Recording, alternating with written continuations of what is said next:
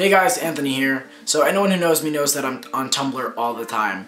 And I express a lot of opinions on Tumblr because people ask me my opinion on things, and I like typing it all out. But one opinion that I've had to express a lot of times, and a question that I've gotten, was why I don't necessarily like self-harm. So I decided to make a video to get all of my points across and kind of explain why I don't like self-harm. First of all, I'd like to make it really clear that I don't think less of a person if they self-harm. If you self-harm, you're still the same person you would be if you didn't self-harm.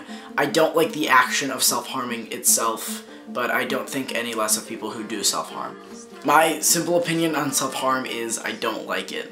I think there are way better ways, alternatives, to deal with what you're feeling, whether you're feeling neglected or depressed or anxious or even just bored. I think there are a lot of other ways to deal with how you're feeling other than hurting yourself, which can lead to hurting others. A lot of people don't know or realize that self-harm hurts the people around you, but it really does.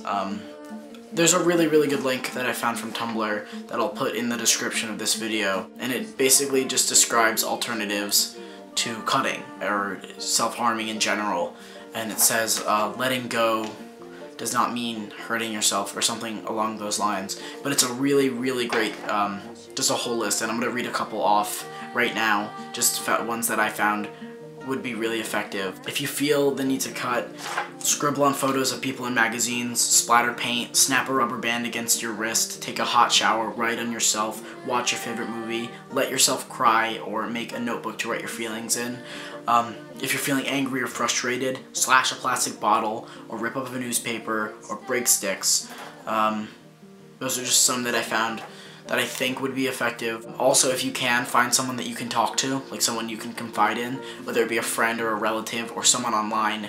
It can definitely help a lot more than you think it would.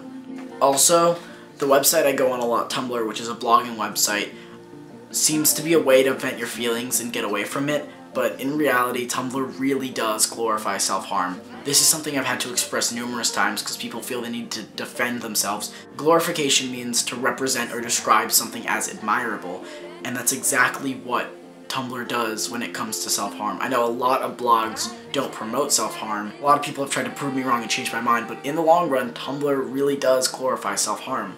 A lot of people on Tumblr promote themselves on posts as black and white depression blog, always follow back. You're representing your blog as admirable for being a depression blog full of depressing photos of cutting and etc. That is glorifying depression and self-harm. Like, a lot of people reblog the pictures and say that it's not, but it is. Like, you reblog pictures of celebrities or pictures of food, it's essentially the same thing. You're reblogging pictures of someone cutting themselves or burning themselves. I think there are so many other ways to deal with it other than cutting, but I think that posting pictures of self-harm and having them get a bunch of notes is definitely glorification. If you go into the tagged new blade or tagged new razor, you can see like really vivid examples of people like, just got a new razor, can't wait to cut with it. Also, another thing that Tumblr does is they romanticize self-harm. A lot of people on Tumblr are like, oh, I want a boy or girl to kiss my scars and tell me I'm beautiful. And if you go into the tagged kiss my scars, you'll see that Tumblr really does romanticize self-harm. Romanticizing something means to put a positive spin on something that isn't great or to behave in a romantic way. If people are writing something like, I just want a boy to kiss my scars, it's definitely romanticizing it. It's become admirable, like having your scars kissed by a guy, and it really shouldn't be something admirable. A boy or girl should not see scars and think, oh, I want to kiss them and make them feel better. They should think, oh, I want to help you through this and I want to get you through this so you won't have to have the scars anymore. Like, kissing scars should not be something that you want. And I know a lot of people who have messaged me who have depression were like, I would not want a boy to kiss my scars because I'm ashamed of my scars. And you shouldn't necessarily be ashamed of yourself, but I feel like wanting your scars kissed is not something you should want. So as much as Tumblr is a place to vent your feelings, I think it makes it worse in the long run.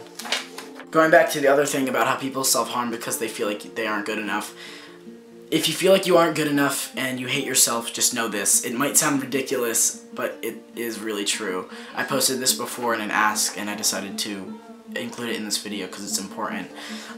Approximately 20 million sperm are released in one single ejaculation. There are estimated about 3.5 billion men in the world right now. And if every man on Earth ejaculated one time, there would be approximately, I can't even read this number, it's so big. Like there's million, and then billion, and then trillion, and then after that, so 71 fragillion sperm. That's right now in the world. Like if you think about how many men there have ever been in history, the number would really, really greatly increase. The fact that you're alive right now is pretty remarkable. Like the chances that you're alive are pretty much 1 in 71 trillion. Like take that with the chances that you have survived this long in your life, those odds become way more extreme. The chances that the two people that came together to make you met at the same time that it took to actually make you a human being is absolutely insane. You've been given this life for a reason. Never ever say that you aren't worth anything, because you are. Enjoy the gift of life that you've been given. You deserve it, and you're good enough. Beauty is not something that can be defined by looks. Real beauty is who you are, not what you look like. Beauty really is in the eye of the beholder, and I know that sounds really cliche, but it is. So if you don't like the way you look, I'm sure someone will. I just hope that you stick around long enough to find that person. I guess my main point of this video is that you don't need to self-harm to feel satisfied or release your feelings. There are alternatives, way better ways to deal with how you're feeling. So if you're feeling like this, please try using one of them for a change. All of them are in the link, and also you can find so many other alternatives if you look it up. I know this whole thing kind of sounds like a PSA, and it kind of is, but just know that you're worth it and it will get better. I'm not super sure how to end this video, so see you guys. By the way, my voice is a little grovelly today. I kind of strained it. Alright, see ya.